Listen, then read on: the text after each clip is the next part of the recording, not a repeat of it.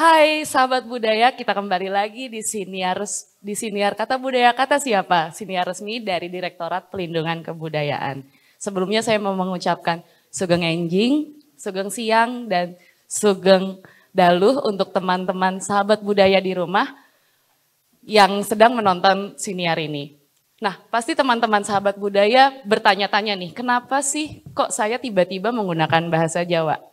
Nah, soalnya sekarang saya sedang menjadi pembawa acara dadakan langsung dari Yogyakarta. Kenapa saya ada di Yogyakarta? Soalnya saya baru saja selesai menghadiri sidang penetapan warisan budaya tak benda tahun 2022. Nah, sahabat budaya pasti bertanya-tanya nih, kira-kira apa sih sebenarnya warisan budaya tak benda? Untuk sahabat budaya yang belum pernah mendengar, jangan takut karena saya di sini sudah bersama dengan 3 orang narasumber yang pastinya mumpuni di bidang-bidang warisan budaya tak benda. Saya sudah bersama dengan, di sebelah saya ada yang paling ganteng, Bapak Basuki selaku Ketua Tim Ahli Warisan Budaya Tak Benda Indonesia. Selamat malam Pak Basuki. Selamat malam, terima kasih. Masih capek ya Pak, ini habis ngomong panjang dan ketok-ketok palu. Lalu di tengah-tengah ada Ibu Irini Dewiwanti sebagai Direktur Pelindungan Kebudayaan. Selamat malam Ibu. Selamat malam Mbak Irin.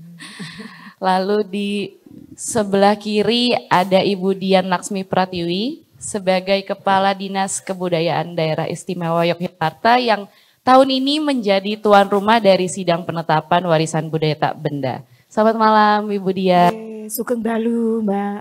Sugeng Dalu. Bu, saya agak bahasa Jawanya sedikit-sedikit, sebelumnya aja saya udah nyontek ke Pak Basuki dulu nih malam-malam. Oke, mungkin kita langsung mulai aja ya Bapak Ibu, kita ngobrol-ngobrol santainya biar sahabat budaya di rumah nggak semakin penasaran. Jadi saya pengen tahu si Bapak Basuki kira-kira sebenarnya warisan budaya tak benda itu tuh apa sih? Mungkin orang-orang lebih akrabnya dengan nama lain, apalagi sahabat budaya nih kan kebanyakan ngomong bahasa Inggris gitu. Boleh tolong dijelasin dong Pak ke sahabat budaya. Sahabat budaya, jadi warisan budaya tak benda adalah suatu karya budaya yang lebih melihat pada konteks nilai-nilai di balik suatu fisisnya sebuah kebudayaan itu. Jadi warisan budaya tak benda justru melihat adanya sesuatu di balik suatu fisiknya, suatu karya budaya.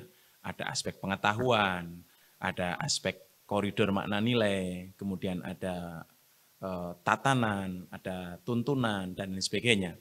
Tentunya memang di dalam satu warisan budaya tak benda itu juga tidak bisa melepaskan irisan dari fisisnya ya, tetapi di dalam konteks warisan budaya tak benda ini lebih menekankan pada koridor makna nilai dan tentunya pengetahuan-pengetahuan yang ada di dalamnya. Nah, yang disebut warisan budaya tak benda itu disebut sebagai warisan yang minimum memiliki usia 50 tahun atau 2 generasi. Artinya sudah ada pola pewarisan yang berlangsung dari satu generasi ke generasi berikutnya. Kemudian suatu warisan budaya tak benda itu tentunya masih ada masyarakat pengampunya, ada komunitasnya, ada maestronya, dan lain sebagainya. Nah, oleh karena itu, warisan budaya tak benda itu suatu karya cipta budaya masyarakat Nusantara atau Indonesia khususnya yang demikian mendalam pada koridor makna nilainya. Itulah yang perlu kita lestarikan. Oke, jadi warisan budaya tak benda itu tidak hanya melihat dari segi kebendaannya saja, dari segi objeknya saja, tapi juga mesti melihat nilai-nilai di baliknya. Jadi melihat lebih dalam lagi ya Pak. Jadi oke, baik, mesti melihatnya secara luas nih sahabat budaya. Nah, saya mau coba bertanya nih berarti ke Ibu Irini. Untuk ini kan tadi apa ya? Mungkin untuk orang awam agak aneh mungkin ya melihat atau sulit mungkin untuk melihat nilai-nilai dari suatu benda gitu.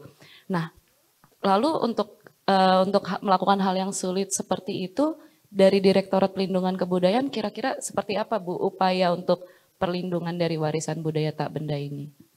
Baik, Kalau bicara tentang pelindungan, berarti kan sebenarnya pelindungan itu harus dimulai dengan melakukan pendataan atau inventarisasi.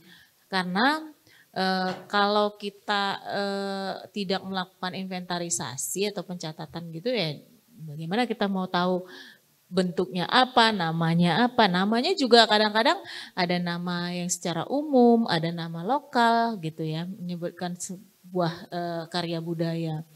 Kemudian dari aspek pelindungan itu baru kalau kita bicara tentang WBTB atau OPK itu maka yang dilakukan setelah upaya pencatatan atau inventarisasi itu di dalam aspek pengamanannya adalah melakukan penetapan gitu. Jadi kalau pada malam hari ini kita melakukan penetapan terhadap warisan budaya tak benda Indonesia, itu adalah salah satu upaya untuk melakukan pelindungannya. Kemudian juga pemeliharaan. Nah, tadi bicara tentang bagaimana sih sebenarnya untuk praktek nilai gitu ya, praktek nilai ketika kita bicara tentang WBTB. Nah, sebenarnya memang WBTB itu harus dipraktekkan. Kalau nggak dipraktekkan seperti kata Pak Basuki tadi, bagaimana kita tahu itu masih berlangsung di masyarakat atau dia punya wujud? Karena yang dikatakan warisan budaya tak benda itu dia kadang-kadang tidak bisa dipegang tapi bisa dirasa. Misalnya kalau dia dalam ritus perayaan itu kan lebih kepada pemaknaannya adalah nilainya tadi adalah sesuatu yang bisa ditanggapi dengan hal-hal yang misalnya dari simbol-simbol seperti itu. Jadi memang nggak bisa, kalau filosofi itu kan tidak dipegang, tapi betul. Dirasakan misalnya apa?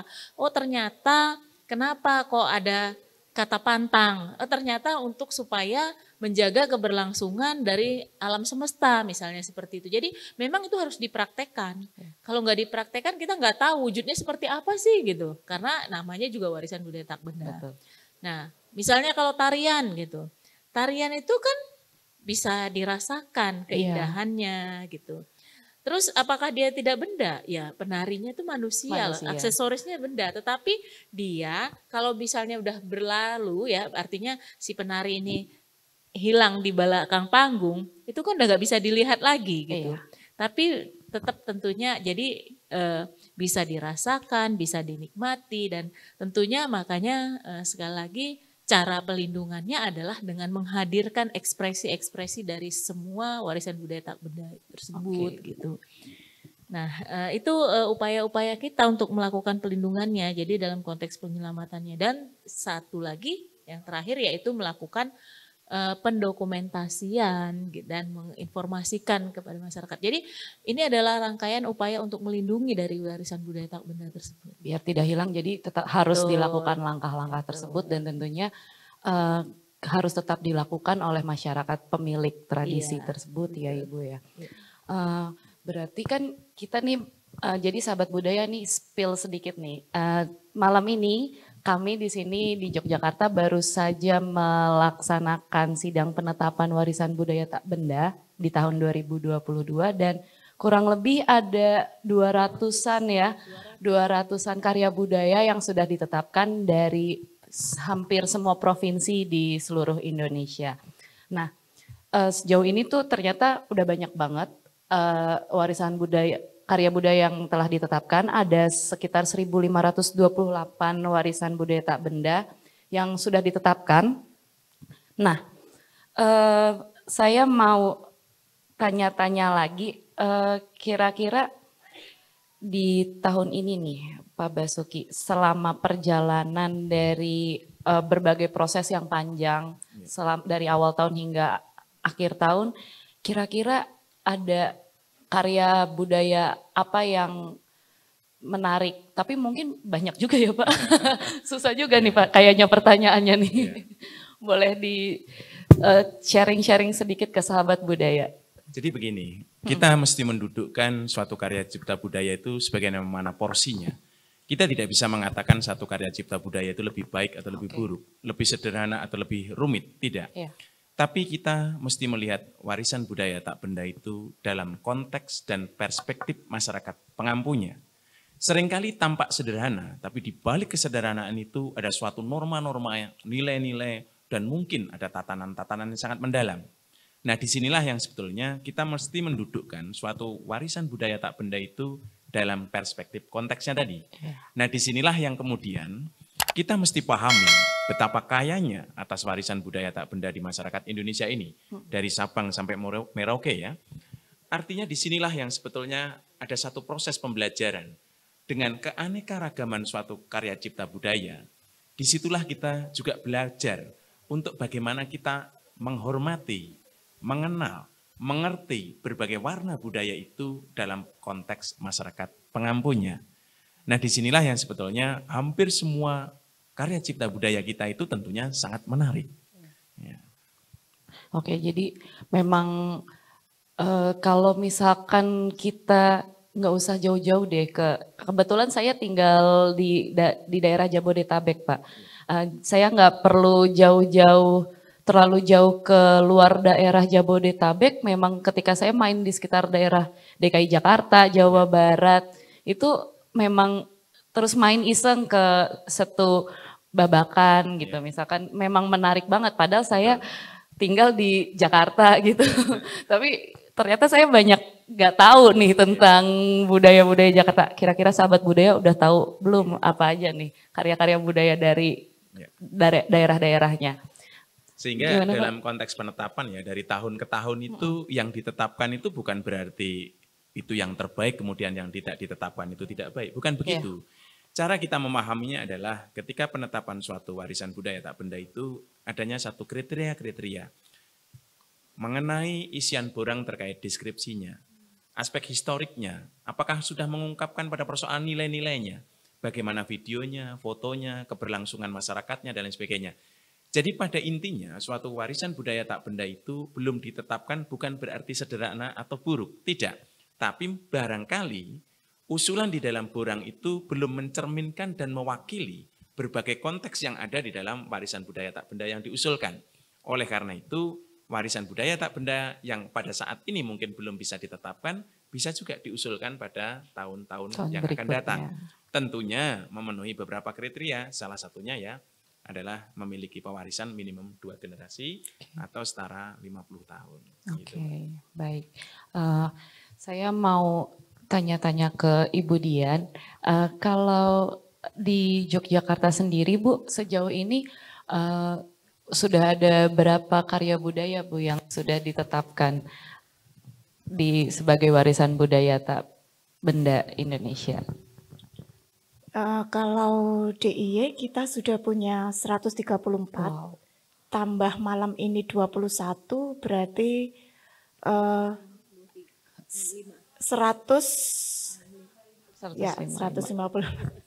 Ini matematikanya kok parah ya. Bapak Bu, saya juga gitu. Ya, sementara ini ya memang tanggung jawab kami seperti yang tadi disampaikan Bu Irini, Pak Basuki, beliau berdua ini mentor saya, Mbak. Jadi begitu ada tawaran mau jadi tuan rumah enggak? Sikat aja.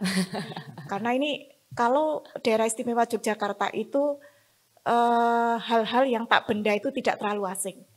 Jadi begitu ini menjadi tuan rumah, sambutan masyarakat luar biasa. Karena kalau kami di DIY, warisan budaya tak benda, masyarakat tidak terlalu asing juga. Gitu. Nah, fakta-fakta yang ada di kami dengan kuantitas yang cukup banyak itu, kami harus bertanggung jawab penuh dengan jumlah yang banyak. Karena kalau tidak, setiap 5 tahun dari penetapan tidak ada rencana aksi bisa ditarik lagi itu sama Bu Irini. Jadi ternyata walaupun sudah ditetapkan bisa ditarik lagi ya Bu? Betul, jadi kami jamin, kami pastikan dari 155 ya. 155 itu kami sudah punya rencana aksinya semua. Dan ini yang kemudian kami siapkan secara khusus karena kami punya dewan yang mengawal untuk warisan budaya tak benda, mulai dari kurasinya sampai dengan pertimbangannya. Jadi bagaimana kurasi itu mulai untuk maju penetapan, dan kemudian bagaimana nanti pengembangan sama pemanfaatan, Dan di sisi pertimbangannya, jadi ada sendiri pertimbangan warisan budaya tak benda dan kuratorial warisan budaya tak benda, itu kemudian di-match-kan. Pertimbangan-pertimbangan apa yang kemudian disampaikan ke kami supaya apa yang dikembangkan dan apa yang dimanfaatkan dari warisan budaya tak benda itu tidak menghilangkan nilai, tidak mendegradasi behind the scene-nya, nilai makna filosofi. Nilai di baliknya itu ya. Jadi sahabat budaya walaupun kesannya nih mungkin kalau melihat satu ritual tertentu ini udah dari lama banget, tapi ternyata kita tetap mesti punya rencana ke depan yang panjang untuk melestarikannya, untuk memberikan ilmunya ke generasi berikutnya ya. Generasi milenial ini harus benar-benar dieksplisitkan narasinya seperti apa, mereka menangkapnya seperti apa. Itu memberi inspirasi, membuat ide sehingga akan muncul segala macam karya-karya yang menginspirasi dari WBTB tersebut. Ini yang kemudian juga kita lombakan, kemudian kita sharekan ke masyarakat untuk mengapresiasi. Jadi besok tanggal 3 sampai 31, kalau berjalan-jalan di sepanjang Malioboro, maka kami pameran poster warisan budaya tak benda dengan narasinya.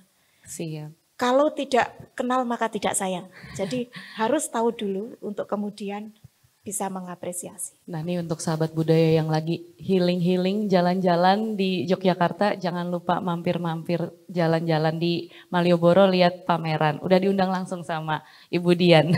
Nah tadi kan Bu Dian juga sudah menyampaikan tentang kalau misalkan 5 tahun berarti ada laporannya ya Bu ya, wajib ya.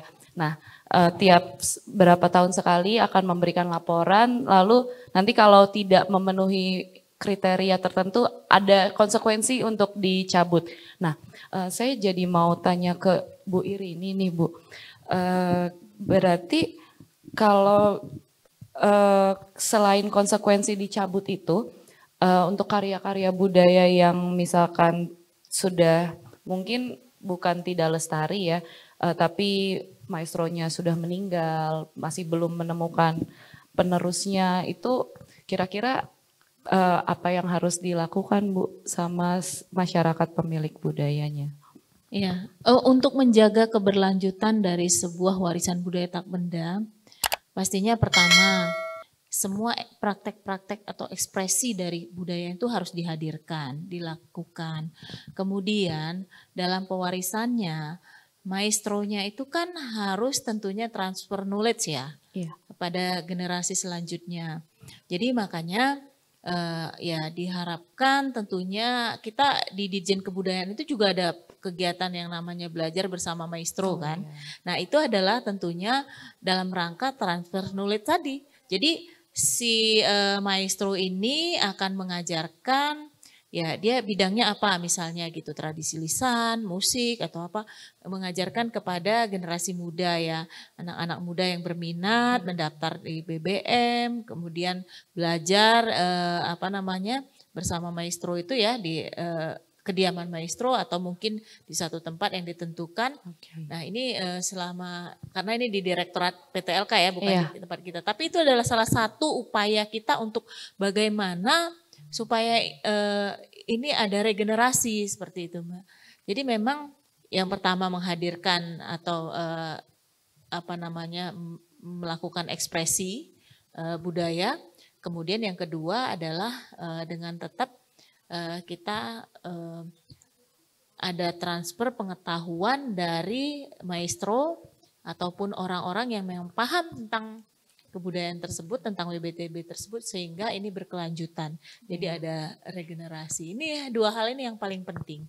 Oke, baik. Ini kalau saya boleh cerita dikit, Pak Basuki, Bu Dian, Bu Irini, ini di Jakarta terutama, di Jabodetabek terutama di Jakarta tuh lagi naik daun nih. Anak-anak muda kemana-mana sekarang pakai kain. Itu kayaknya bisa jadi termasuk salah satu cara memberikan mentransfer ke pengetahuan ke generasi yang baru ya. Jadi jalan-jalan ke kafe, nongkrong gitu. Ya kalau menurut saya sih nggak ada masalah benar, ya Mbak ya. Kalau misalnya ya anak-anak muda itu sekarang punya cara sendiri ya untuk praktek budaya gitu ya. Artinya dengan misalnya mereka fashionnya itu pakai batik di kegiatan-kegiatan apapun yang batiknya itu dipakai secara casual. Kalau misalnya Pak Basuki kan ini untuk yang formal. Tapi batik itu juga bisa didesain dengan casual. Terus kalau misalnya kain ya, kita punya begitu banyaknya wastra ya. Betul. Nah itu dipakai gitu. Tapi yang paling penting adalah bahwa kita punya sebuah karya budaya, kemahiran tradisional baik membatik maupun bertenun ya. Itu bukan hanya sebagai sebuah sebuah kerajinan, tetapi sebenarnya syarat makna filosofi. Nah ini yang sebenarnya juga harus generasi muda harus memahamin gitu. Jadi bukan hanya itu udah bagus, itu sudah bagus artinya mereka mau melakukan praktek-prakteknya dengan berkain atau berbatik seperti itu. Biasanya tapi kalau udah seneng jadi nyari-nyari, ngulik-ngulik ya, informasi kan tuh jadi stalking. Kan harus dimulai dari itu. Betul, jadi dimulai dari tahu dulu, terus makin lama makin seneng jadi stalking. Iya, jadi makin mencari tahu, makin banyak, terus lama-lama jatuh cinta itu biasanya. Nah, berarti kalau dari Budian di Yogyakarta kan nih termasuk apa ya, salah satu kota tujuan wisata anak-anak muda nih. Biasanya anak-anak muda dari seluruh daerah di Indonesia mau main ke Jogja, karena memang di kalangan anak-anak muda mungkin Jogja salah satu yang terkenal dengan budayanya gitu, yang masih banyak orang melakukan seperti itu. Kira-kira kalau dari Budian sendiri atau dari Dinas Kebudayaan, upayanya bagaimana upaya untuk mentransfer ilmu itu ke anak-anak muda, apalagi kan Jogja banyak kampus, terkenal lah dengan mahasiswanya. Sebenarnya kalau upaya itu sudah cukup luar biasa ya. Di sini anak muda dengan berbagai universitas dan lain-lain itu kreasi dan inovasinya luar biasa gitu. Jadi tanpa kita memberikan arahan atau harus seperti apa, mereka kemudian mengapresiasi karya-karya budaya yang menjadi warisan budaya tak benda itu menjadi bagian dari dan itu juga menjadi satu profesi juga kalau di Jogja, sehingga pada saat itu memberikan kemanfaatan, itu memberikan satu peluang, maka warisan budaya itu akan semakin lestari. Nah, karena Jogja itu adalah Indonesia mini, maka memang kami di Dinas Kebudayaan DIY itu punya satu program khusus di mana kami memberikan ruang yang seluas-luasnya untuk 34 provinsi melalui IKPM, jadi Ikatan Keluarga Mahasiswa, Ikatan IKPN, Ikatan Pelajar Mahasiswa yang semua punya rumah asrama di DIY, semua punya 34. Nah, itulah yang kami rengkuh. Karena kami ingin menjadi ibu dari etnik-etnik itu mereka. Jadi kami berikan mereka kebebasan, kami berikan fasilitasi bahkan untuk mereka menguatkan warisan budaya tak bendanya masing-masing. Jadi kami punya program namanya Selendang Sutra. Selendang Sutra itu semarak legenda Nusantara. Mereka mampu menampilkan warisan budaya tak bendanya dan juga harus mampu menjelaskan makna nilai filosofinya. Dan itu juga kemudian kami punya kemah bersama, jelajah bersama, workshop bersama, karena bagaimanapun juga ini bagian dari kepentingan kami DIY, di mana bumi dipijak, di langit dijunjung. Jadi mereka juga paham bagaimana karakter budaya masyarakat DIY, tapi kami juga memberikan ruang kepada mereka untuk mengembangkan warisan budaya tak bendanya di DIY. Sehingga DIY ini jauh lebih meriah dari hanya WPTP-nya DIY. Betul, ini saya jadi tahu nih Bu, kenapa teman-teman saya yang dari luar Jogja pada malas pulang kalau udah kuliah di Jogja nih. Jadinya pantesan betah gitu ya untuk di Jogja. Nah, karena waktu sudah semakin larut, mungkin kita akan ke satu pertanyaan terakhir dari Pak Basuki dulu ya. Mungkin pesan dan kesan untuk sahabat budaya di rumah nih Pak kira-kira? Sahabat budaya memang lahir di dalam ranah masyarakat milenial ya, modern ya. Silahkan mendudukkan warisan budaya tak benda itu dalam ruang ekspresi, dalam ruang inspirasi seluas-luasnya. Tetapi jangan lupa atas akar yang menjadi pondasi dasar atas kebudayaan kita. Kita bisa mengekspresikan dalam banyak hal, tetapi tuntunan, nilai-nilai, karakter sebagai masyarakat Nusantara atau masyarakat ketimuran yang syarat dengan nilai-nilai ketimuran itu tetap kita pertahankan dengan baik. Oleh karena itu, spirit atas keberadaan warisan budaya tak benda pada zamannya akan senantiasa bergulir pada zaman yang terus berlangsung. Pada dasarnya, sebuah karya cipta budaya tidak pernah aus oleh zaman. Oleh karena itu, jangan pernah mendudukkan suatu karya cipta budaya itu dianggap ketinggalan zaman, dianggap kembali ke masa lampau. Tidak, tetapi bagaimana suatu karya cipta budaya, khususnya adalah warisan budaya tak benda ini, terus kita gulirkan tanpa kita kehilangan akarnya, tapi juga kebebasan dalam berekspresi, dalam konteks menginspirasi, terus dapat digulirkan, sehingga terus tumbuh berkembang sesuai dengan zamannya. Terima kasih. Oke, baik. Terima kasih banyak Pak Basuki. Dari Ibu Irini, mungkin ada pesan-kesan untuk sahabat budaya atau komunitas pelaku budaya yang nonton di rumah? Kalau saya sih lebih sebenarnya memang kita selalu menyampaikan pesan-pesan itu memang kepada anak muda ya Mbak ya. Karena memang anak-anak muda ini dia kan lebih kepada misalnya apa yang viral itu yang diikutin gitu. Kunci nih ya Bu. Nah, kuncinya kan begitu karena kalau saya sih gini, kalau mereka menganggap bahwa K-pop keren, breakdance keren, itu sebenarnya semata-mata karena mereka sendiri yang mengkampanyekan kekerenan itu. Betul. Tetapi kalau misalnya jaipong keren, tari barong keren, itu pastinya bisa Ikutan viral keren juga juga ketika ya, Bu, mereka pastinya. mengkampanyekan. Jadi intinya adalah corong kekerenan itu adalah anak muda sendiri gitu. Jadi kalau misalnya ada huruf M gitu, langsung tahu gitu itu apa gitu kan. Itu kan karena memang kebiasaan yang dibangun oleh mereka sendiri. Iya, betul. Gitu. Tapi sebenarnya nah makanya kita tetap sasaran kita adalah anak-anak muda karena mereka adalah yang pastinya yang tentunya sebagai pengguna media sosial terbesar kan pasti anak-anak muda ya.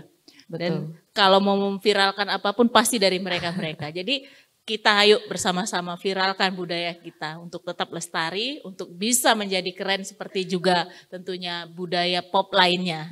Kira-kira seperti itu. Oke. Jadi terima kasih Ibu Irini. Jadi nih sahabat budaya nih daripada ribut-ribut di Twitter untuk sesuatu yang kurang asik gitu ya. Nah, mendingan sahabat budaya kita cari-cari soal budaya-budaya, kita viralin bareng-bareng nih budaya-budaya Indonesia yang pastinya banyak banget. Nah, mungkin terakhir dari Bu Dian ada pesan dan kesan. Baik. Jadi kalau saya mau berikan tantangan aja nih untuk sobat budaya dimanapun berada. Tantangan, tunjukkan kecerdasan kita. Kecerdasan itu hanya akan tampak ketika kita mampu mengolah budaya-budaya asli milik kita, mengolah dalam satu kesatuan budaya asing yang masuk ke kita. Kecerdasan itu akan tampak ketika akulturasi itu terjadi. Jadi maksudnya gini, kalau kemudian kita hanya bisa mereplikasi beberapa karya budaya asing, tampaknya jauh lebih cerdas ketika kita bisa menunjukkan unsur-unsur asing itu kemudian kita padu dengan akar budaya kita yang sebenarnya memiliki nilai penting yang jauh lebih bagus. Mengapa kita sampaikan lebih bagus? Ya karena kita memang berada di dalamnya, hidup di dalamnya, dan menemukan rasa terhadap nilai-nilai tersebut. Nah, ketika itu menjadi satu olahan, itu menunjukkan bahwa kecerdasan kita sudah main. Kecerdasan lokalnya main. Bukti sudah cukup banyak menunjukkan, misalnya Candi Borobudur itu adalah kecerdasan yang luar biasa karena tidak ada candi seperti itu di India. Kecerdasannya itu adalah ketika tampak mengolah. Nah sekarang malu dong kita kalau hanya K-pop semata, tapi tidak bisa mengolah. Siapa tahu ada K-pop versi berakar budaya dari kita. Bunyinya tidak lagi K-pop, tapi mungkin Indies pop. Indies itu kayak campuran atau Iya, mix gitu betul. ya. Jadi Tapi itulah penggabungan ya. tunjukkan kecerdasan gitu. Ya, sudah saatnya. Saya yakin generasi milenial adalah generasi yang sangat cerdas. Mari kita olah rasa, mari kita olah budaya. Nah, olah budaya itu hanya bisa kita tunjukkan kalau kita mempunyai akar budaya yang kuat, mau dan mampu, serta menghargai dan mengapresiasi budaya sendiri. Kita akan menjadi lebih menang ketika kita mengolah dan menghadapi budaya asing. Saya kira itu. Oke, Matur baik nuwun. Ibu.